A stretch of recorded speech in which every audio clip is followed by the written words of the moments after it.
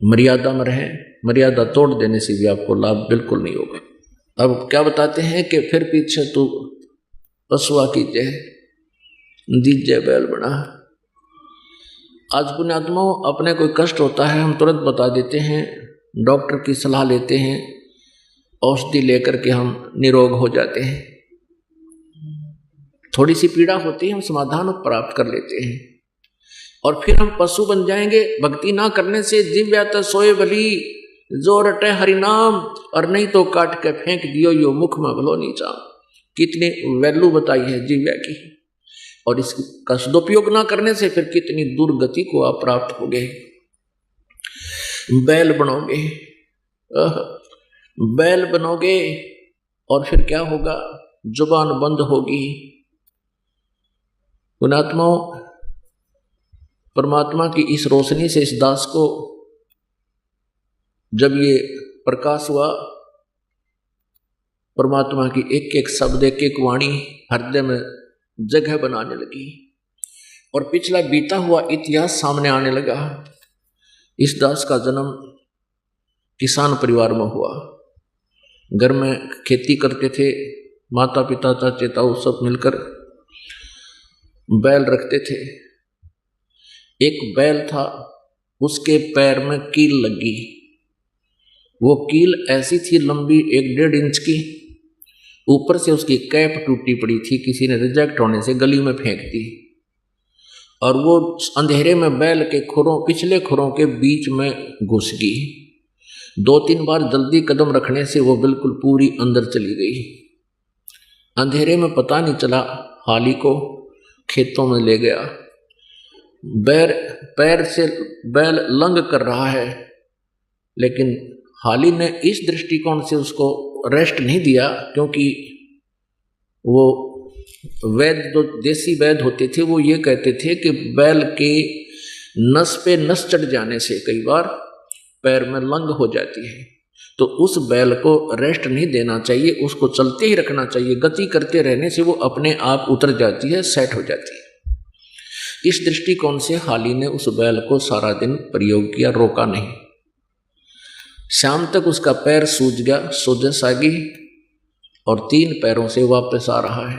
सुबह उठा नहीं, उस बैल को फिर छोड़ दिया गया और दूसरे बैल की व्यवस्था करके हाली खेत में चला गया। फिर किसी को बुलाया, जो वैद्य था, डॉक्टर था इनका पशुओं का, क्योंकि पैर सूज गया ऊपर घुटने तक। उसने बताया कि इसके घुटने में बा आ गया, तो घुटने के ऊपर गर्म पट्टी, जो भी व्यवस्था उसने औषधि बनानी शुरू की, लगानी शुरू की, और घुटने पर शुरू कर दी। कील लगी है खुर में, पैर में, पंजे में, और गोड्डे पर ट्रीटमेंट हो रहा है। अब वो बता नहीं पा रहा कि मेरा दर्द कहाँ है, और पहले वो अपलातून पाक रहा होगा, जो मनुष्य जीवन में था, उसका यकीन नहीं हुआ होगा कि ये भी दुरुक्ति हो जाएगी भगवान की भक्ति ना करने से। 1 महीने के बाद वो कील पक के, जहाँ कील लगी थी उस स्थान से पक के उसमें मवाद निकलने लगा, और उससे पहले खुरखार सारे चेक कर लिए थे, क्योंकि वो अंदर घुस गई, ऊपर कोई नामो निशान नहीं था उसका। वो मवाद निकलने लगा, तब पता लगा रे तेरा गजब हो, इसके तो यहाँ पैर के खुरों में गड़बड़ थी सारी। 1 महीने पड़ा रहा, जल भी, आहार भी नहीं कर सका था, आंखों से पानी गिरा था, सूख गया। फिर वो कील निकलवाई, फिर वो स्वस्थ हुआ। तो परमात्मा हमें याद दिलाते हैं, हम गफलत गणी कर जाते हैं मनुष्य जीवन पाके, हम सोचते भी नहीं हमारे साथ ऐसा होगा। पुण्यात्माओं, सुखदेव ने 84 भुगती बना पजावे खरवो, तेरी क्या बुनियाद प्राणी तू पेंडा पंथ पकड़वो। कहते सुखदेव जैसे ऋषि ने भी 84 लाख योनियों का कष्ट उठाया, और तेरी क्या बुनियाद प्राणी तू पेंडा पंथ पकड़वो। पेंडा यानी वो मार्ग, वो पथ, वो रास्ता, वो सत साधना ग्रहण कर जिससे तेरी ये दुर्गति छूट जावे। वो मार्ग ग्रहण कर जिससे तेरी ये दुर्गति बचे, पशु पक्षी की योनियों में ना तू जा सके। सत भक्ति कर। और क्या बताते हैं सुखदेव ने 84 भुगती, और बिना पजावे खरगो। सुखदेव जैसे महर्षि भी 84 लाख योनियों में भटकते रहे। सुखदेव ऋषि ने अपने आप बताया एक बार कि मैं गधा बन गया, 84 लाख योनियों भोग रहा था, अंधा हो गया। अंधा होने से मालिक ने मुझे त्याग दिया, लठ मारे घर से निकाल दिया। चलता चलता मैं जंगल की तरफ पगडंडी की अटकल सी लगाता हुआ चल पड़ा। आगे एक नाला था, उस नाले में गिरने लगा। मैंने छलांग लगानी चाहिए, मैं बीच फंस गया उसमें, मुंह आगे टेक गया, पीठ पछला हिस्सा पाछे फिट हो गया। ऐसा बन गया जैसे पाइप पुड़ी बन जाया करे। जंगल में दूर स्थान होने के कारण इक्का दुक्का व्यक्ति उस रास्ते से जावा था, किसी ने मुझे निकाला नहीं। मेरे कमर पर पैर रखे, पार होने लगे, मेरी पुली बना ली। 15-20 दिन में भुगत कर भूखा प्यासा वहां प्राण छूटे। अब क्या बताते हैं कबीर परमेश्वर जी के सुखदेव ने 84 भुगती बिना पजावे खरगो।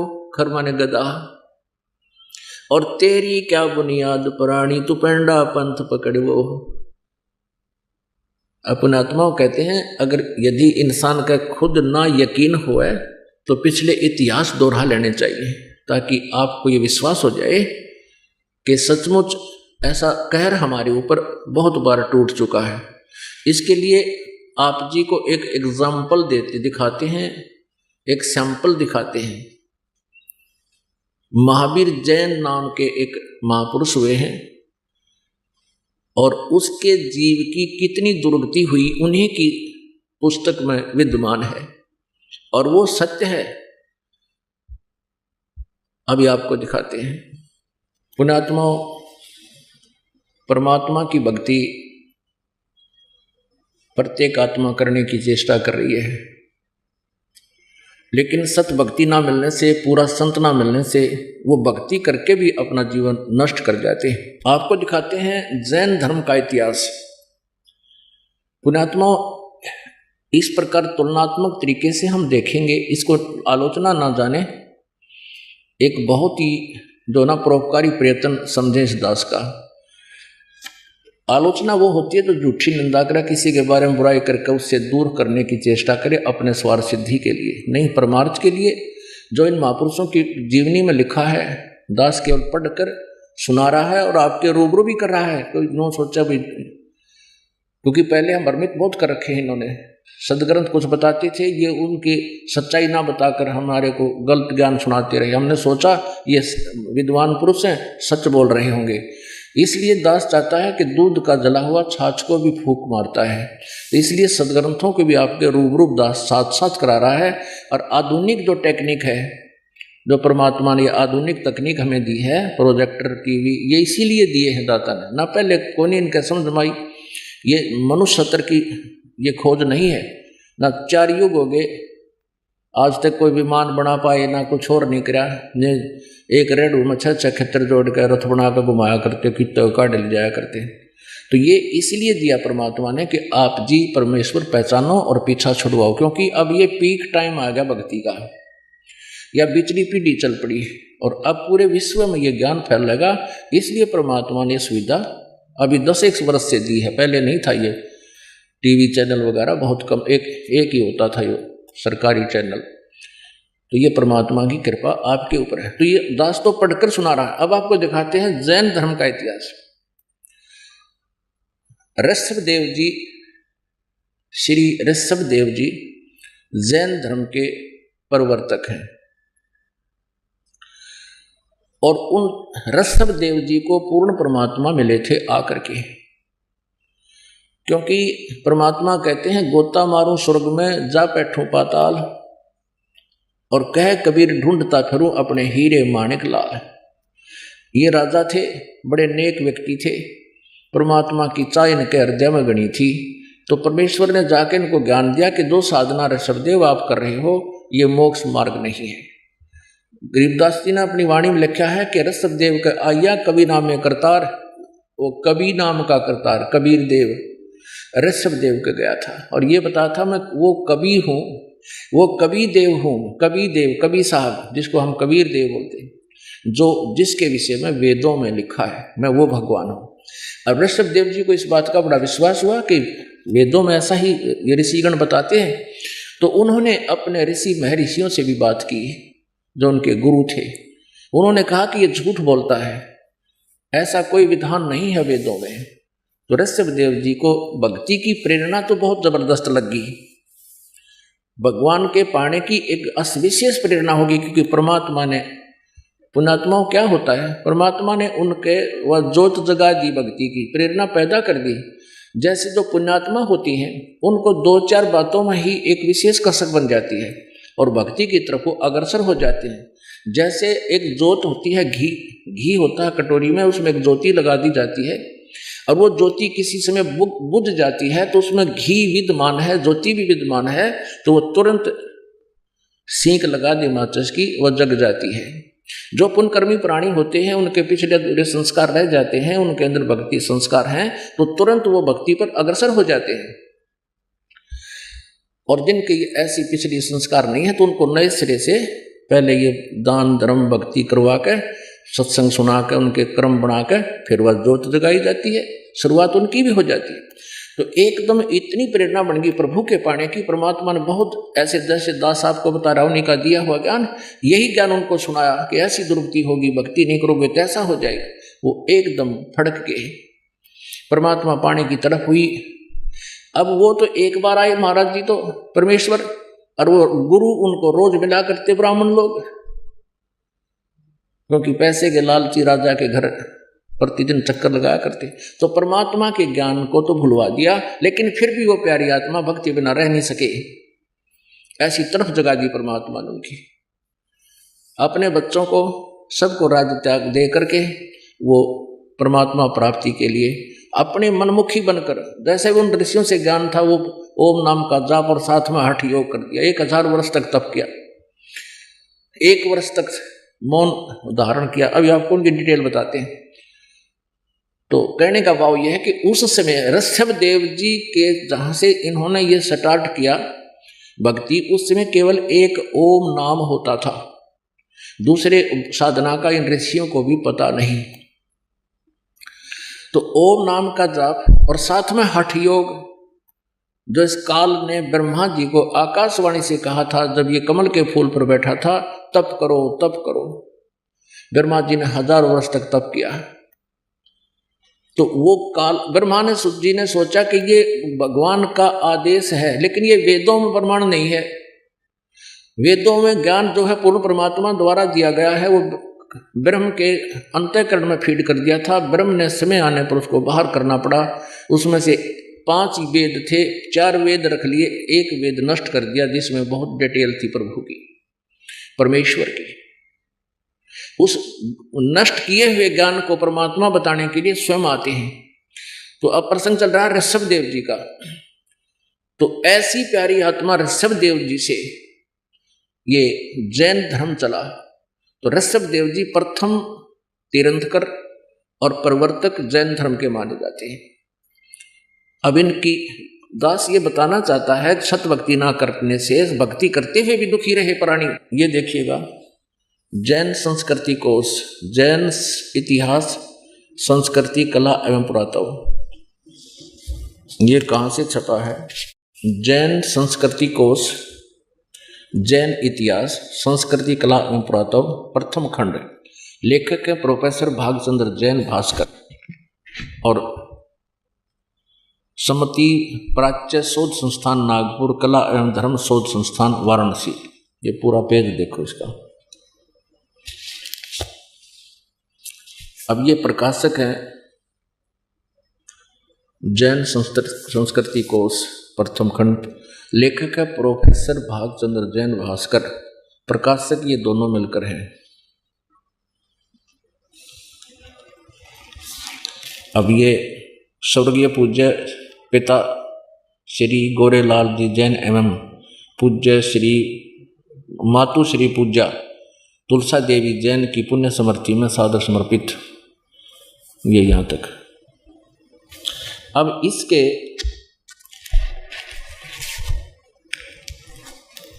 ये देखिएगा 175 पृष्ठ पे, ऋषभदेव के पौत्र मारीची, भरत के पुत्र, जो पुराण में वैदिक धर्म के प्रवर्तक माना गया है। ये जो मारीची है इससे वैदिक धर्म चला था।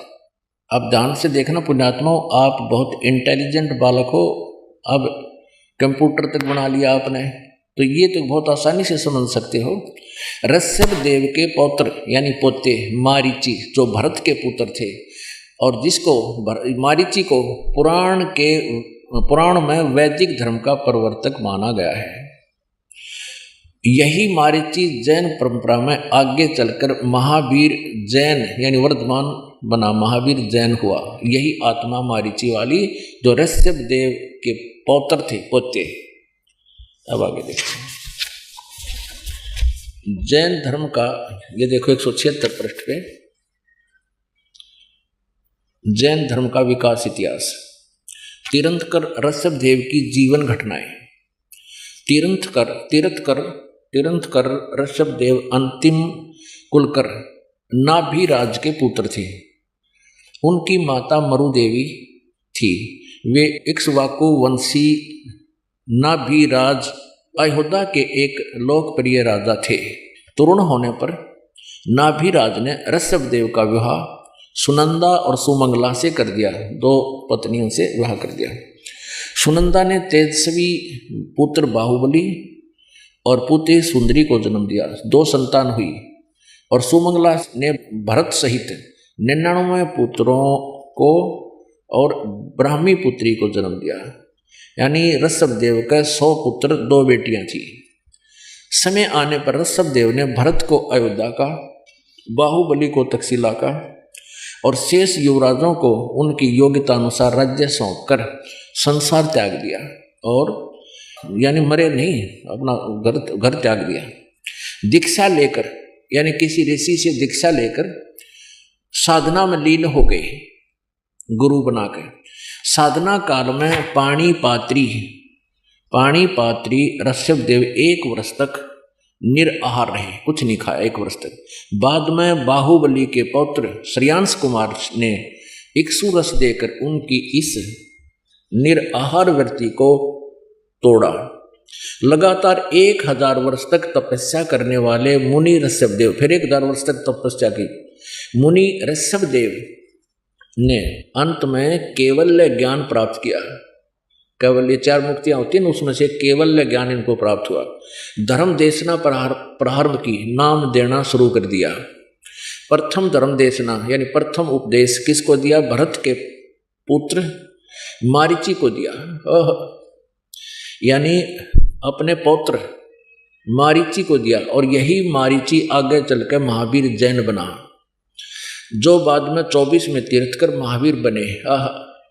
प्रथम धर्म देशना, ऋषभ देव ने 1000 वर्ष तपस्या करने के बाद नाम देना शुरू किया और प्रथम नाम उपदेश अपने पोते को दिया, भरत के पुत्र मारीची को। और यही मारीची आगे चल के 24 में तीर्थकर महावीर बने, महावीर जैन जिसको कहते हैं। पुण्यात्माओं, आपका सौभाग्य है कि सदग्रंथों का रहस्य आपके रूबरू हो रहा है।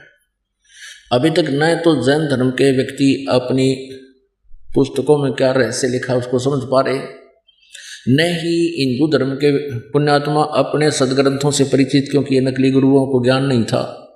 ये आज तक ये नहीं बता सके ब्रह्मा विष्णु महेश के माता पिता कौन है, इनके इतिहास में लिखा, इनके सतीथि अदरो अमर बताते हैं ये नासवान है।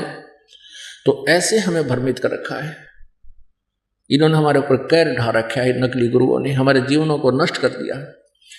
परमात्मा आते हैं, उनके साथ ही बदव्यवहार करके उसके ज्ञान को दबा देते थे। लेकिन परमात्मा ने यह समय फिक्स कर दिया था कि कलयुग में सबको शिक्षित करूंगा, उसके बाद अपने बच्चों को अपनी पहचान बताऊंगा, ये आसानी से समझ जाएंगे।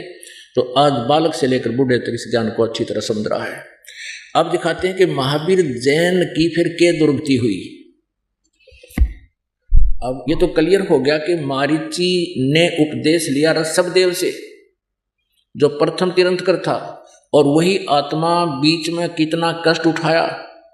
आगे वो के बनी महावीर जैन वाला जीव। अब देखिए इन्हीं की पुस्तक में, ये पुस्तक है आओ जैन धर्म को जाने, धर्म मंच प्रश्नोत्तर माला, प्रवीण चंद्र जैन M.A. शास्त्री, ये इसके लेखक हैं।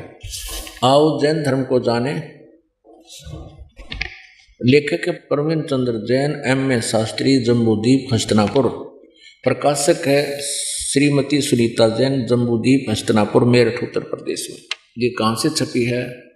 मुद्रक है Dhirendra Jain, new रसब offset printers, ये मेरठ, यहाँ से मिसप्रिंट सा है। अब इसके हम 293 से प्रारंभ करते हैं 293। आओ जैन धर्म को जाने विशेष प्रकरण। श्री महावीर भगवान के अन्य कौन कौन से नाम हैं? उत्तर दिया है अन्य 5 नाम है, वीर, अतिवीर, सन्मति, महावीर एवं वर्धमान। अब आगे चले 294 पे और 3351 नंबर ये प्रश्न है।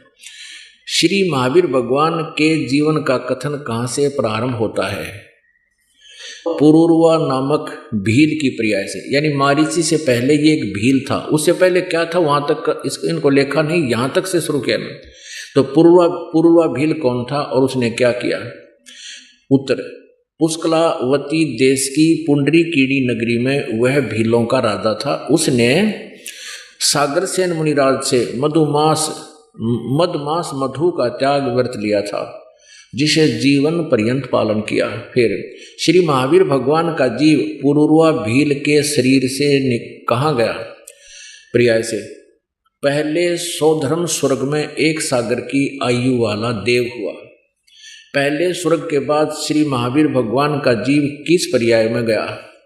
उत्तर, अब उस पहले तो यहाँ से शुरू किया है ना, एक भील था यो, फिर भील के बाद यो एक स्वर्ग में गया, उसके बाद फिर भरत चक्रवर्ती की रानी अनंतमती से मारीची नामक ज्येष्ठ पुत्र हुआ।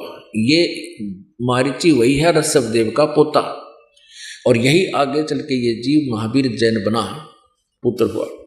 मारीची के शरीर से महावीर भगवान का जीव किस पर्याय को गया? ब्रह्म स्वर्ग में देव हुआ।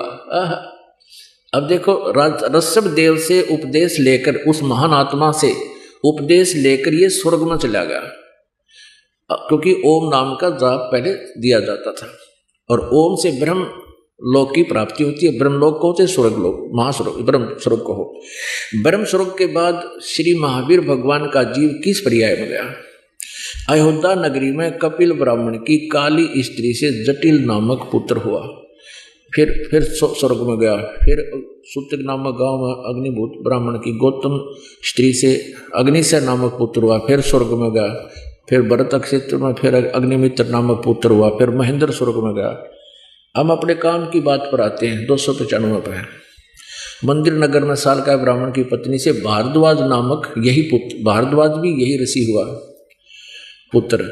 और फिर भारद्वाज के शरीर से महावीर भगवान का जीव कहाँ गया? महेंद्र स्वर्ग में देव हुआ, उस महास्वर्ग में, ब्रह्मलोक में।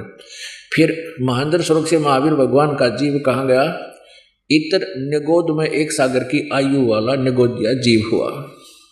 निगोद से निकलकर श्री महावीर भगवान का जीव कहाँ गया? है अनेकों भाव यानी शरीर धारण किए जीव अनेक योनियों को प्राप्त हुआ। कैसे?